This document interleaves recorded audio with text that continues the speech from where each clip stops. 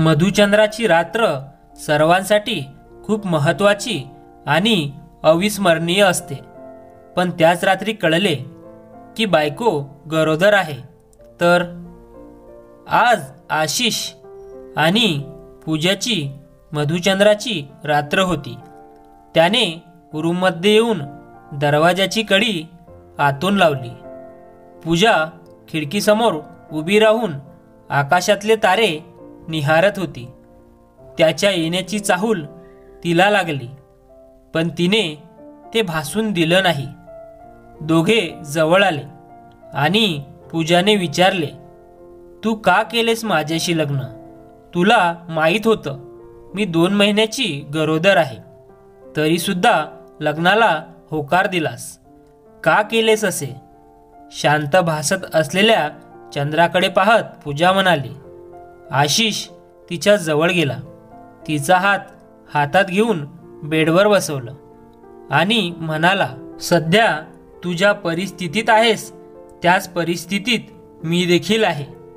आपण समदुःखी आहोत, फक्त कारणे वेगवेगळी आहेत. नाही आशिष, माझी गोष्ट वेगळी आहे. एका नराधमाने माझ्यावर बलात्कार केला. त्याचेच हे मूल पोटात वाढत आहे आणि हे तुला माहीत होतं, तरी देखील तू लग्नाला होकार दिलास आणि लग्न केलेस. का केलेस असे? पूजा थोडी रागातच म्हणाली.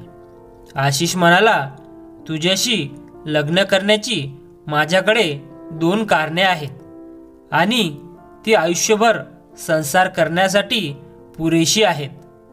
निदा फाजली यांच्या गझलमध्ये एक सुंदर ओळ आहे. जिस्म की बात नहीं थी, उनके दिल तक जाना था. लंबी दूरी तय करने में वक्त तो लगता है. माझ्यावर अत्याचार होण्यापेक्षा कोणतं मोठं कारण तर नसूच शकतं ना.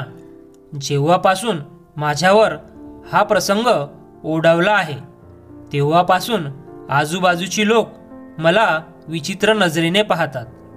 या सर्वात माझी काही चूक नसून सुद्धा. मग तू एवढे मोठे पाऊल कसे उचलले?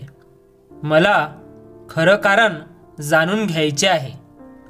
पूजा म्हणाली, हो, मी तुझ्यासोबत लग्न करण्यासाठी होकार यासाठी दिला, कारण लहानपणापासून तू मला आवडत होतीस. तू खूप सुंदर होतीस. पण प्रेम म्हणजे नक्की काय असते हे माहीत झाल्यापासून मी तुझ्यावरच प्रेम केलं. मग ते शालेय जीवनात असो किंवा कॉलेजमध्ये.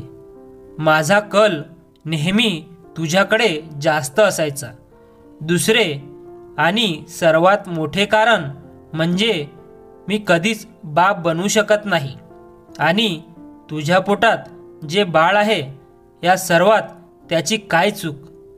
म्हणून मला माझे नाव त्याला द्यायचं आहे. म्हणून मी तुझ्याशी लग्न केलं. मित्र आणि मैत्रिणींनो, कथा आवडल्यास व्हिडिओला लाईक करा आणि कथा कशी वाटली कमेंट करून नक्की सांगा. आणि अशाच नवनवीन कथा पाहण्यासाठी आपल्या मॉरल स्टोरीज चॅनलला नक्की सबस्क्राईब करा. धन्यवाद.